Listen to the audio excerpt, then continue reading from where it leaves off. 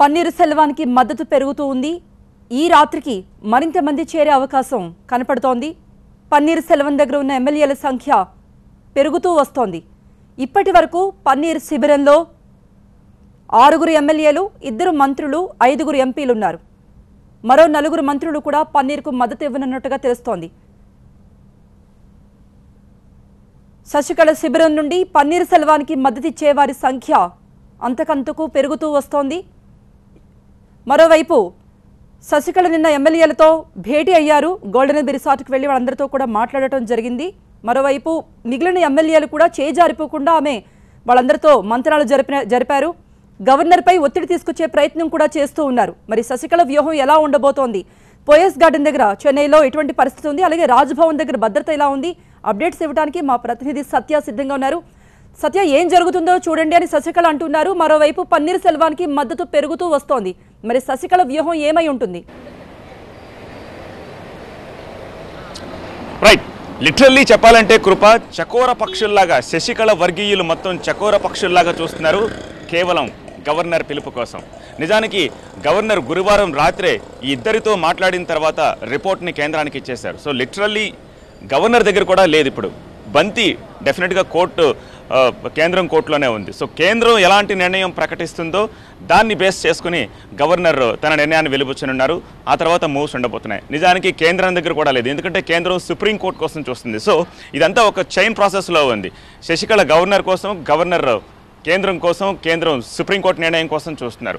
So supreme court నిర్ణయం వెలువడేదాకా, అంటే maybe ఎల్లుండి రావచ్చు అని అంటున్నారు, మంగళవారం తీర్పు వెలువడచ్చు అంటున్నారు. సో మంగళవారం తీర్పు వెలువడేదాకా శశికళ భవితవ్యం ఏమిటి అనేది తేలదు అని చెప్పి స్పష్టంగా అర్థమైపోతుంది. ఈ నేపథ్యంలో ఇవాళ కూడా ఎటువంటి కాలు అటు గవర్నర్ నుంచి ఇటు కేంద్రం నుంచి వచ్చే అవకాశం లేనే లేదు. సో కొత్త ఎత్తుగడలు వేస్తామని చెప్తున్నారు శశికళ. కొత్త ఎత్తుగడలు ఏమై ఉంటాయన్నదే ఇప్పుడు ప్రశ్న. నిజానికి నిన్న గవర్నర్ని రెండోసారి అపాయింట్మెంట్ అడిగిన తర్వాత చాలా అసహనంతో చిటపట్లాడిపోతూ పెరేడ్ చేయడానికి ఒక అవకాశం ఇవ్వండి నా దగ్గర ఉన్న ఎమ్మెల్యేలతో అంటున్నారు. అంత తొందరపాటు ప్రదర్శించాల్సిన అవసరం ఆమెకు ఎందుకు వచ్చింది? ఆమెలో ఒక ఆందోళన నెలకొన్న పరిస్థితి కనిపిస్తోంది. ఓవైపు పన్నీర్ వర్గం ఎంత లేట్ అయితే మనకు అంత మంచిది అన్న ఆలోచనలో ఉంది. ఎందుకంటే మద్దతు క్షణక్షణానికి పెరుగుతూ ఉన్న పరిస్థితి. కేవలం పార్టీ మద్దతే కాదు, క్యాడర్ మద్దతే కాదు, ప్రజల నుంచి వస్తూ ఉన్న మద్దతు. ఒక ఐటీ వింగ్ ఏర్పాటు చేసింది పన్నీర్ వర్గం. లక్షలాది మందికి వాట్సాప్ల ద్వారా మెసేజ్లు ఇస్తుంది, ఫేస్బుక్ ద్వారా, ట్విట్టర్ ద్వారా వాళ్ళని రీచ్ అవ్వాలనే ప్రయత్నం చేస్తోంది.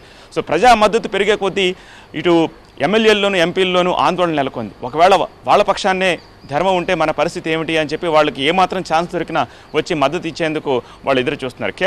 కేవలం పార్టీయే కాదు, ప్రతిపక్షాలు సైతం, state BJP wing, at the same time DMK కూడా మేము పన్నీర్కి మద్దతు ఇస్తామని చెప్తున్నారు. కాంగ్రెస్ మేము తటస్థంగా ఉంటాము, ఈ రెండు మద్దతు ఇస్తున్నాయి కాబట్టి పన్నీర్కి అనే ఆలోచనలో ప్రస్తుతం కనిపిస్తుంది. అన్ని పక్షాలు పన్నీర్కి మద్దతు ఇస్తున్న నేపథ్యంలో శశికళ ఒంటరి అవుతోంది అన్న ఒక భావన ఆమెలో నెలకొన్నట్టుగా కనిపిస్తుంది. అందుకనే ఎంత తొందరగా వీలైతే అంత తొందరగా దీన్ని సార్ట్అవుట్ చేస్తే మనకి అది మేలు చేకూరుతుంది అన్న ఉద్దేశంలోని ఎవరు పట్టుజారపకుండా ఉండేందుకు చాలా ప్రయత్నాలు చేస్తున్నట్టుగా కనిపిస్తోంది. కానీ గవర్నర్ పిలుపు అనేది ఇవాళ వచ్చే అవకాశం ఏ మేరకు కనిపించట్లేదు. రేపు కూడా కష్టమే, ఎందుకంటే కేంద్రం నుంచి రిపోర్ట్ వస్తే కానీ ఉండదు.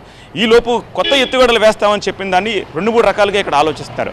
ఆ కొత్త ఎత్తుగడ ఏంటంటే, ఒకవేళ శశికళ మీద కేసు దోషి అని తేలితే గనక ఈ వర్గం నుంచే ఇంకొకరిని పైకి తీసుకురావాలి. సో అమ్మకి ఎలా అయితే పన్నీర్ సెల్వం ఒక నమ్మకస్తుడిగా, అనుయాయుడిగా ఉన్నాడో, అలాగే సింగోడియన్ని తెర మీదకి తీసుకొచ్చే ప్రయత్నం జరుగుతున్నట్టుగా చెప్తుంది. కానీ సింగోడియన్ దాన్ని కొట్టి పారేస్తున్నారు.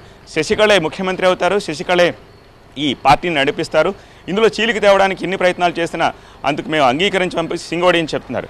కానీ లోపల ఏదో భయం ఉంది. పార్టీని చీల్చే ప్రయత్నం చేస్తున్నారు కాబట్టి తొందరగా దీన్ని కొలికి తీసుకొస్తే మనమే ముందుకు వస్తామని శశికళ ప్రయత్నాలు చేస్తున్నారు. ఒకవేళ అది కాకుండా దీక్ష చేసే ఆలోచనలో కూడా శశికళ ఉన్నట్టుగా తెలుస్తుంది. ఒకవేళ దీక్ష చేయాల్సి వస్తే అది ఢిల్లీ వెళ్ళి రాష్ట్రపతి దగ్గర చేస్తారా ఆందోళన చేసి, లేకపోతే చెన్నైలోనే దీక్ష చేస్తారా? చెన్నైలోనే దీక్ష చేస్తే ఆమెకు మద్దతు కూడా చాలా తక్కువ ఉంది. నిజానికి పోయస్ గార్డెన్లో చాలామంది మహిళా మద్దతు, క్యాడర్ మద్దతు ఉంటుంది. అలాంటిది కేవలం పోలీసు ఇక్కడ వాకర్స్ తప్ప ఇక్కడ ఎవరో కనిపించట్లేదు, బ్యారికేడ్స్ తప్ప. ఇదే టైంకి పన్నీర్ వర్గం దగ్గర మాత్రం పెద్ద ఎత్తున ప్రజాస్పందన కనిపిస్తోంది. దీన్ని బట్టి ఏం కొత్త ఎత్తుగడలు తాము ముందుకు వస్తారనేది మనం వేచి చూడాల్సిన అవసరం కనిపిస్తోంది. Right, thank you Satya.